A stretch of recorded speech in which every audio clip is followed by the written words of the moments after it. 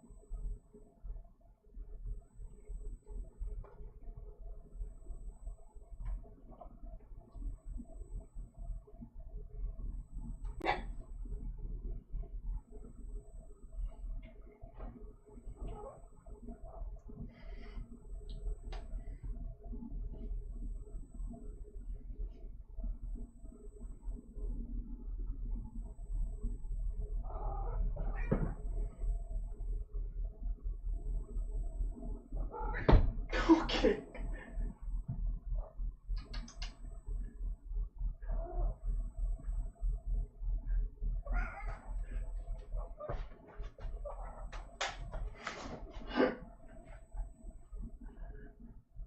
Okay.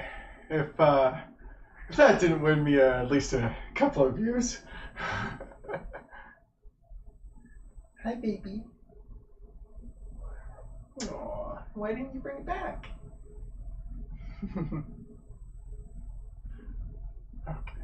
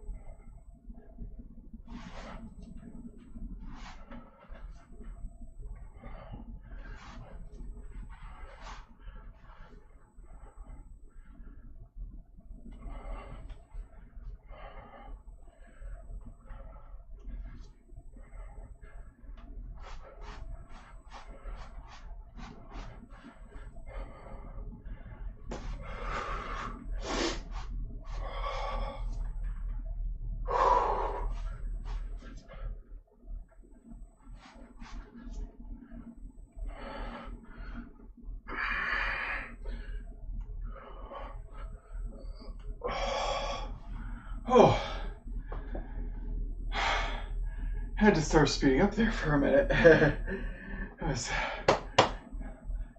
rough. I will be right back. Just a quick drink.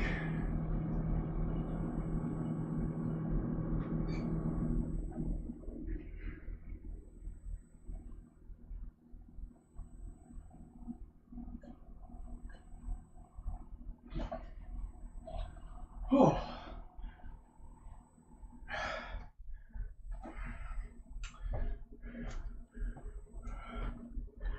Okay. I got a second here.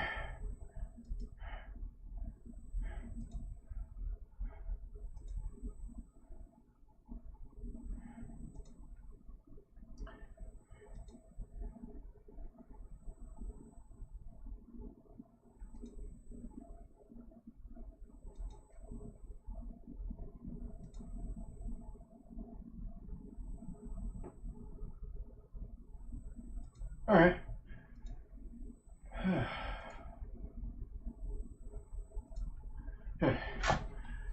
Got a quick chance to just kind of catch myself.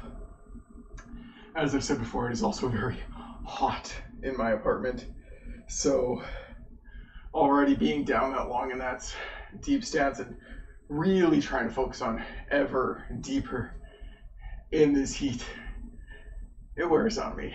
I don't exactly have the most energy. I don't have the best diet or anything, right? So my physical exercise endurance isn't always that great either. Just the way it is. Stuff I need to work on because everybody always has stuff, right?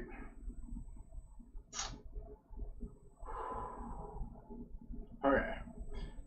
So this is probably a terrible idea, but I was thinking that I would try and cover a little BUG in this stream. I don't expect this to be a very long video, as probably is going to be normal, unless somebody shows up. But I'll try and cover at least a little bit of some of my thoughts as per some discussions that I had with some people online this past week, kind of about BUG. Unfortunately, as per usual, I do not have a proper training partner with me. My jong is not finished. It is here behind this. It's not finished, so I can't even use that. So this might require a little bit of imagination work on your part to try and understand some of what I'm trying to convey. Hopefully you have a bit of a background in this, so hopefully I don't have to. Hopefully you'll get what I mean pretty quick. So the first part, let's just start from the bottom up. I don't want to cover the BUG in its entirety, but a couple of the key points. As people have mentioned in the past, BUG is kind of a translating as a darting thing. I've heard a few different translations, but I think anyway. But you know, one of the key points being to dart out there. And while I agree that that is key, I would argue that comes before BUG. So I find it kind of fitting that, well, no, I don't know if I want to say that. That's not necessarily accurate, but I do think that that comes before BUG. What BUG is for us, is, and a lot of other people I'm sure and know, is that it deals with situations that you don't want to be in when you're compromised, when something has gone wrong in your fight, and how do you get back to doing what you're trying to do? Because if you don't, you've lost, you're screwed, right? And you don't want to be haphazardly trying to get back into things. You want to be directly focused on it because, a few different reasons, but let's say you're turned off. So you're my opponent right here, and you've turned me somehow. So now my legs are somewhat crossed, my body is twisted, I'm off balance, my arm is barred somehow. Maybe you're doing a lanzhao or like a press of some kind, or whatever the case may be. And I don't have this other hand, right? I can't hit this way. I can't quite turn this way without turning my body, but I definitely don't want to do that because of the back of my head getting exposed. So obviously, I want to turn back to you, you being my center line, right? Your center line. Because my center line, well, actually, my center line's like down this way right now, and I want to get back onto yours. So, or get mine facing you. So I have to go back. I don't know what this quite had to do at the start of BG. I don't remember. But in any case, I'm pressed. So I have to find a way to turn my body so that I'm this way. I see where I was going.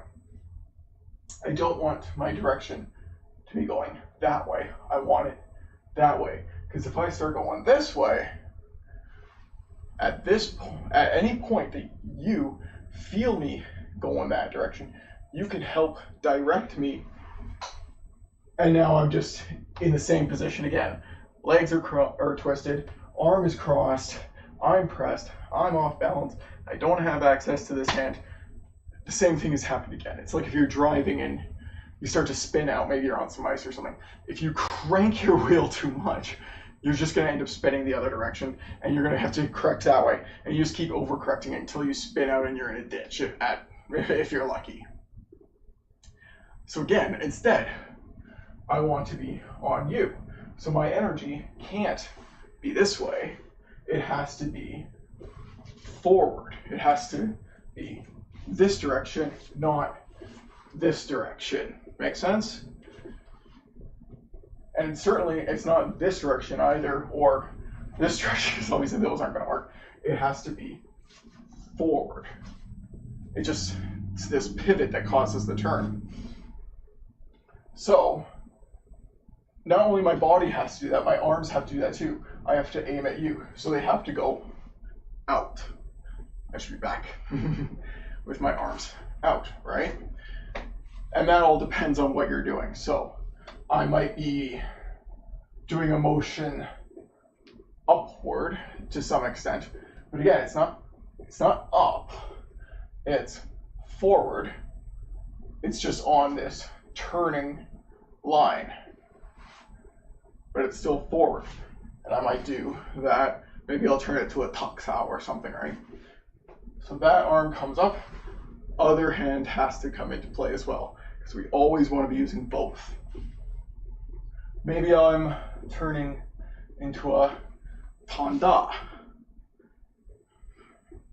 Maybe I'm turning to a double gansao, to a kwaijat, or kwansao. Probably not doing a kwaijat from here, but I might. That might be a kwaijat moment. It all depends on where they're pressing against me, what direction they're pushing me in. What, is it down, is it up, is it back that way, is it over there, where their arms are. Both my hands come out. It isn't until I connect with their force that I realize, oh, I need to be doing something else. Okay. Oh, it's there. Ah, but now there's something else coming. Well, I'm going to go that way. I can step, but something else happened. Lantau, switch over, whatever the case may be. Same thing this side, right? I have to come in. Now stepping always helps as well. And all of this comes from below. So my hips drive, I'm corkscrewing into the ground, I'm sinking into my stance. So I sink down into my ass cheek, into my heel. As my body turns, I'm aligned at my target, step in, strike. Turn my body, hips lead, strike. Whatever the case may be, depending on the situation.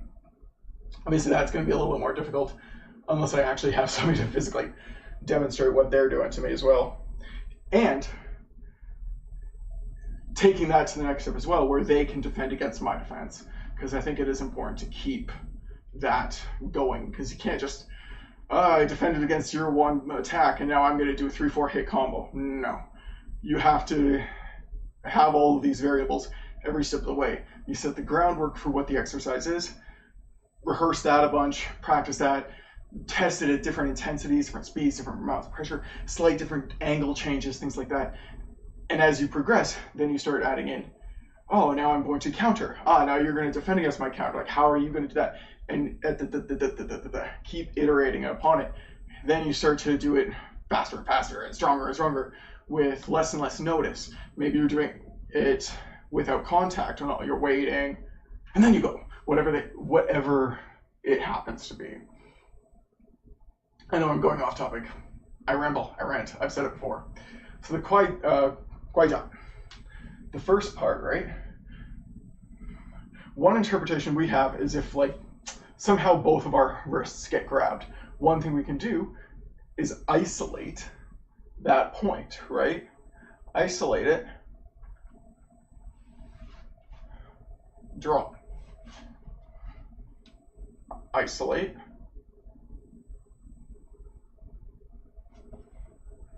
And in. So it becomes something like, ooh, that wasn't good.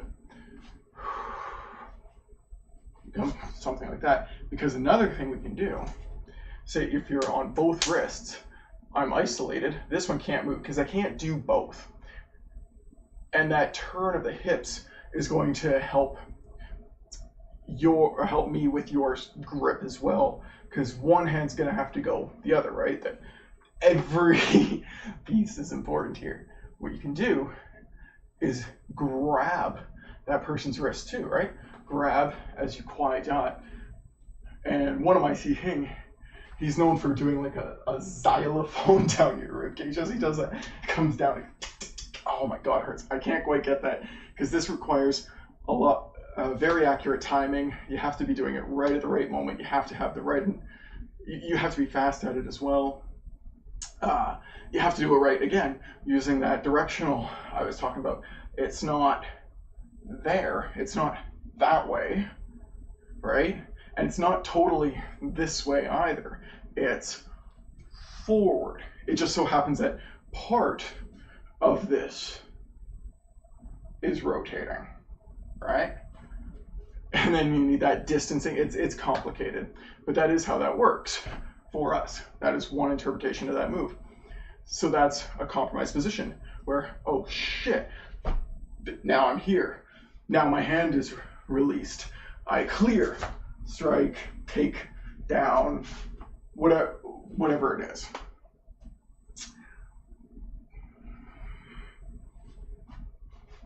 Here, this one is for us. Say I'm like here, right? And you're on this side of me. And somehow you're compromising my arm. Perhaps like against my face or something. You're turning me off, you're pressing it into me. Who knows? Point is, I'm off you, your turn to me. What I can do is other hand underneath, and it comes up powered by the elbow, other hand back, and all of a sudden I'm back on. It's one interpretation of that. Banzhao. We've had a couple ideas for that one as well. It's not one that has come up a whole lot for me, unfortunately. But I'm trying to remember how this one worked. I think, was it when we were turned? I can't remember, admittedly. But I know this one, we were doing a motion that way. See, a lot of these things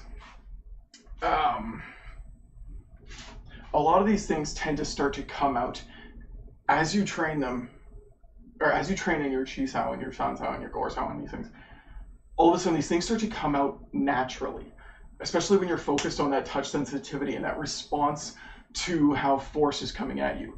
Eventually, these things just happen, and it is the most exciting thing when you get your first Buji moment in that, and you're like, whoa, what did I just do? Or your Sihing or Sifu says, and I've done this obviously myself to some of my juniors.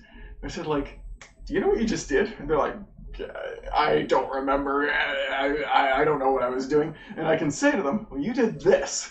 And they're like, okay, what is that? Like, I've never done that, I've never seen that. And you're like, that's BG. And they go, what? It's a fantastic moment when you get your first. And even then some from there on, because BG tends to only come out when something has gone wrong. And it also, and that means one of two things.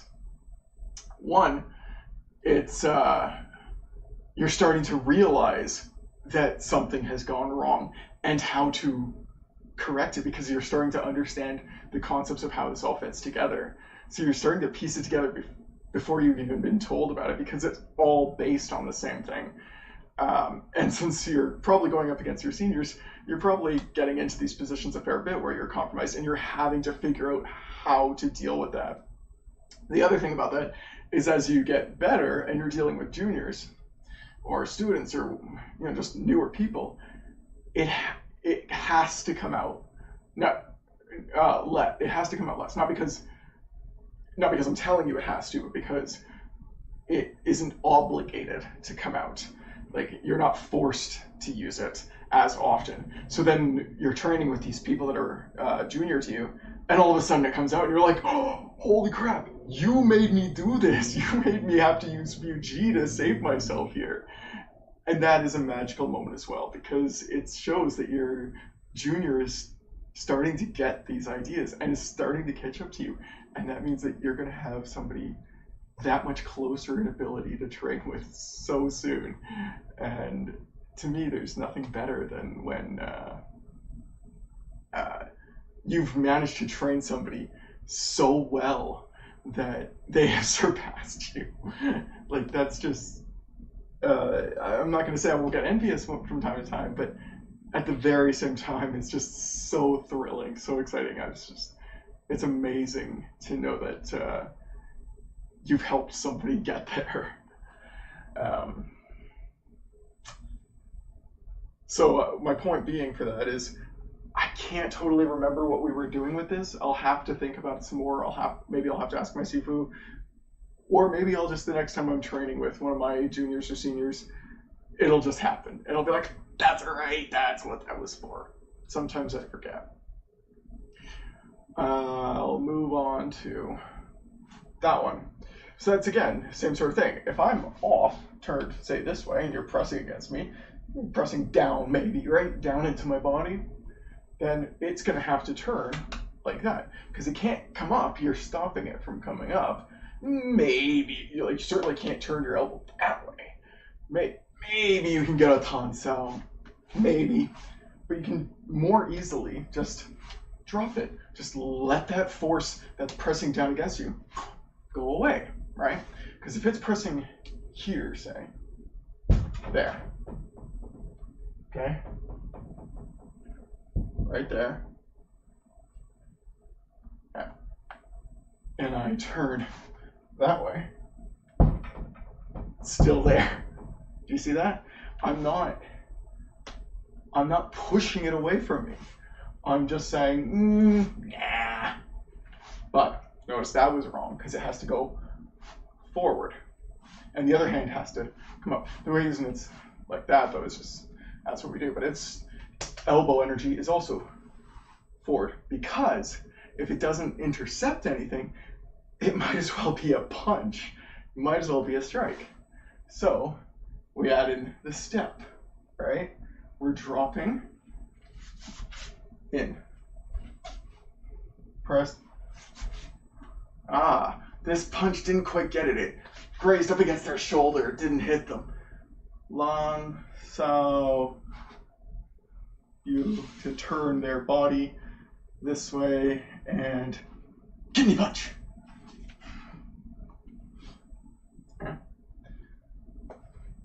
Chun. This would technically be wrong, because if you're my opponent, I don't want to be facing that way. It's just teaching you about that. Because as I step in and turn, I'm still facing you. Okay? And it's just a motion where, for whatever reason, you're having to circle their arm out of the way. You're having to clear the space. And then, as always, we have to be going forward. So you're grazed along them, follow into the hip. These are positions where something has gone wrong. Keep in mind, there's a couple more, but these are not comprehensive of all the positions that you can be placed in. A lot. My Sifu says that the position of something doesn't really, like the Lancao, for instance. This is a Lancao, but he also says, this is a Lancao. This is a Lancao. This is a Lancao. It doesn't really matter the angle, right? It's what it's accomplishing, what its job is what's important. So all these different things, they can change in battle. Likewise, the positions that you're put in can change in battle. So in Biuji, you can be placed into all sorts of different compromising positions, right? And in amongst all of these different motions, they can be used at different angles and in different ways. And so they can be applied in those different compromising positions.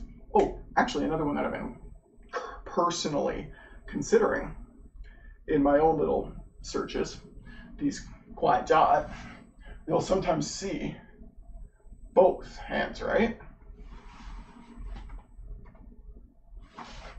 I think that is correct. I think there is both, because that can be another one where if I'm pressed here and I'm off, maybe in this instance, I can circle out that way. I don't think that last bit, I think that may have been too early for what I was imagining in my head. But the point being that there are motions that are dealing with that sort of directional motion. So the Kuai does have that opposite, just like I do that. I do both Huns in my forms, right? I think those Kuai, there's a benefit to both those. There's a benefit to both of these. There's a benefit to both of that. There's a benefit to everything in all of this. Okay. That was one that came up in discussion very recently this week. And it's one that I had a bit of a hard time with myself. There's always different interpretations for how these different things work. So it's not always just a different position. Sometimes it is multiple different concepts being taught, and sometimes even individually from each other, just synchronized in the form, not necessarily in use. So this is, for us, a grab. Might be double, might not be. You know, there's plenty of times in the forms where you do two hands at the same time that you just never would. So don't read too much into that.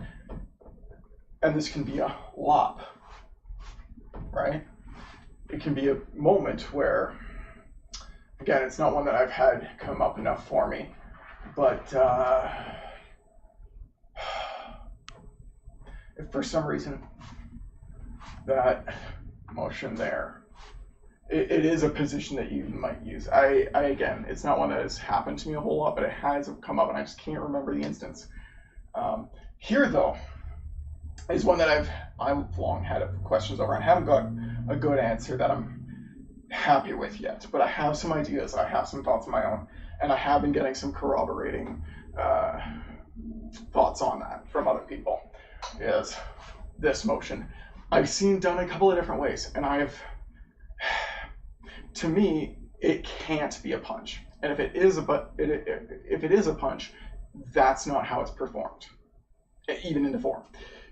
Because a punch in Wing Chun, elbow is down, right? No matter what angle you're going at. This, there might be an argument for, but that's just it. There may be an instance where it does work. Don't get me wrong. A lot of the time there are techniques that do function, do work, do succeed at what you want them to do, but they don't always fit within the Wing Chun system for a variety of reasons, ranging from the stance isn't the same, the the end game result isn't the same. It's too different from your other techniques so that it can't blend between them the same.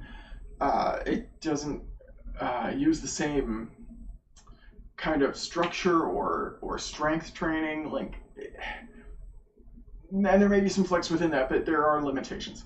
To me, any kind of punch that's coming that way, upon impact, is going to do a lot to your shoulder, done that way. Yes, I know there are boxers who, and MMA guys that have their way of doing it, and granted, I don't know how to do that. I've never trained in that stuff. I can only speculate. I would like to learn a little bit of that so that I can understand where they're coming from. But from here to there, no, I don't think so. At best, you might be able to argue something like that, where you see my elbow is dropped. I'm down, and there is a bit of an outside, but you notice my elbow and my hip are in line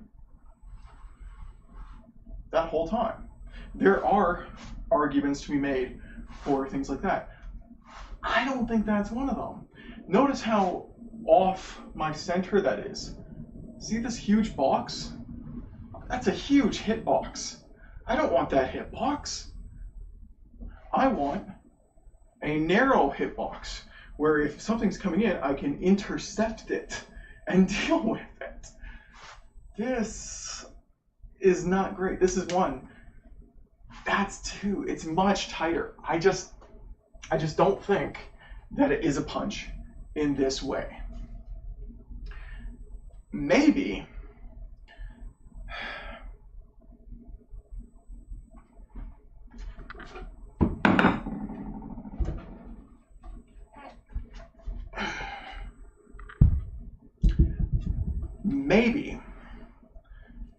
you could argue something like this, right?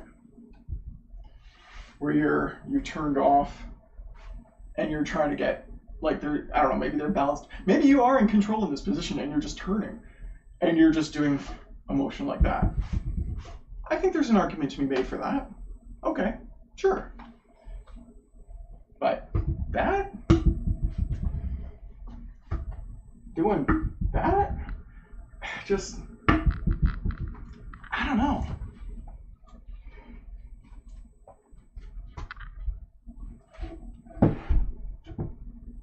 That being said, I'm very interested in that one. It's one that's eluded me for a long time. It's one that, I have not gotten a lot of answers in my searching, and I'm still investigating. If you have any thoughts on that one or anything else in this, please let me know. I'm deeply fascinated by other people's understandings, other people's interpretations. Doesn't mean I'll agree with you, and I may have further questions or counter arguments or whatever, but if you've got an idea, I want to hear it. And if it's hard for you to communicate that to me over just texting or something, let's set up a call like this where we can try and work it out together. It doesn't have to be presented to anybody. It can just be us. I don't care. I want to figure that out. I want to figure all of it out. I want to figure that one out especially because it doesn't seem right to me. But again, that could be. Sure. Or a whole bunch of different things. Don't know about that. That's adding in a bunch of other stuff. But that's another one. If for some reason you're in a position where you're pressed, say this way, and it's kind of upward into your face, and you can't get this hand underneath for whatever reason, maybe it's up high, so we would have to do that. You can release. So that, I suppose, that's an argument to be made for that. Let's move on. This one, I think, is more or less just let's get out in front and let's cover. Here is where things get interesting. This is one that took us a long time to try and figure out. And what we've come up with. Again, this isn't one that has been maybe perhaps traditionally passed down to us. It's one we had to study a lot ourselves because it doesn't seem like a lot of people that we spoke to knew.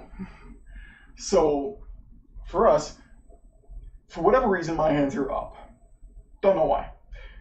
You're here in front of me, pressing up into my face. Well, they're gonna roll up. The elbows are gonna go forward, hands come back. And that rolls your force that's going up that way, right? And so if you were down for some reason and needed to get up, that's what you're doing. You're rolling it upwards. Now, I don't think you would do it that way from there. I think that's a slight different understanding. When you're down here, I'm just separate the levels there for a minute and just focus on the roll. That comes up, out, always back on center. Now again, obviously you're not going to be in a position here where you're pushing up that way and I'm going to roll that. And I think that would be more like something like that maybe. If you're pressing down on my head, it might have to be more of a turn. You would have to adapt to the situation. Buji is not, nothing is totally comprehensive. They can't cover every single attack that you're going to be given or thrown, is going to be thrown at you. They're not going to be able to give you every grab position, every press, every single position that you're going to get. You're not going to get that in your forms. They would be infinitely long. It needs to be broken down to the core concepts of what it is you're doing, what you're trying to achieve, how do you get there, and how do you get there efficiently? Because just because something works doesn't mean it's the best way to achieve that goal, right? Take a multiple choice test, choose the best answer. Something may work for you and you're like, oh, see, I don't need any of this has worked a bunch of times. And it works until it doesn't. Always strive for better. I trained with a guy one time and he told me two things. He told me his system was designed at such a level that it could deal with anything. Using it, you could deal with anybody using anything. That was the first thing. That was one of the things he told me. He told me a bunch of things, but I have these two. That was one. Another thing he told me in that same training session I did with him. He told me, he had me in a position where he was, I think I was turned off. It was a karate thing. I was turned off this way, I think. And he told me, oh, and see, you would then turn that way, like doing that sort of thing. And I said, I wouldn't. I don't know, maybe somebody would. But I told him, I wouldn't. And he goes, well, what would you do? And I said, I would go back forward. And I just faced him and immediately dealt with the threat that he had incoming. Because I dealt with the one thing that I just dealt with, cleared it out of the way, I'm now focused on him, and his other attack coming in, I've now intercepted. All in one move. I've dealt with everything he was about to do. And it didn't matter what attack he was going to throw from there, because if he goes low, I'm covered. If he goes high, I'm covered. If he goes straight in, again, I'm covered. If he goes for a kick, that might be a little bit more difficult, but if I have my positions right and, whatever, arguments, right? It doesn't matter. If he goes outside, I've hit him. Like if he's out here, I've gone straight in, I've hit him. So his response to me was, oh yeah, that's because you know what you're doing. That's because you've trained before. That's because you've trained, you know martial arts or whatever. By the way, I was only a year and a half or so into Wing Chun at the time. And it struck me as odd that you could, on the one hand, say that your art could deal with whatever. And on the other hand, tell me that your art's not working because I know what I'm doing. Granted, and I'll give him the benefit of the doubt. I'll try and be as gracious as I can here. That he meant that exact moment wasn't going to succeed in taking me down because I knew what I was doing, but that he was still going to match me. That I wasn't somehow taking over this or controlling the situation at that point. That he was still at best for me 50-50. I'll give him the benefit of the doubt that that's what he meant. And maybe it is, but for the point I'm trying to make,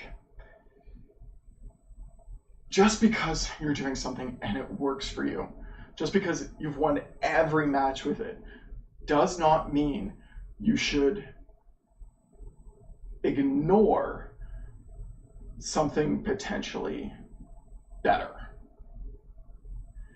Don't get complacent.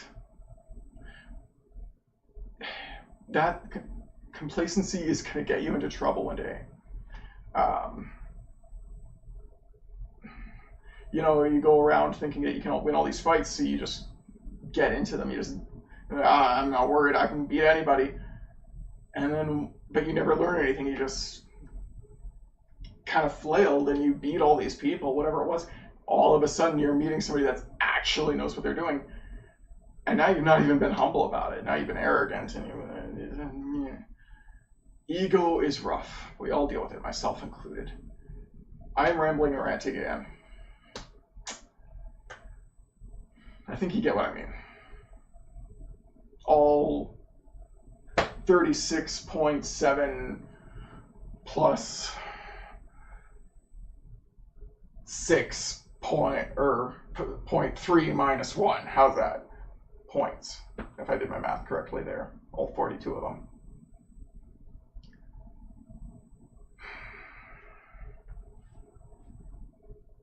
You know what?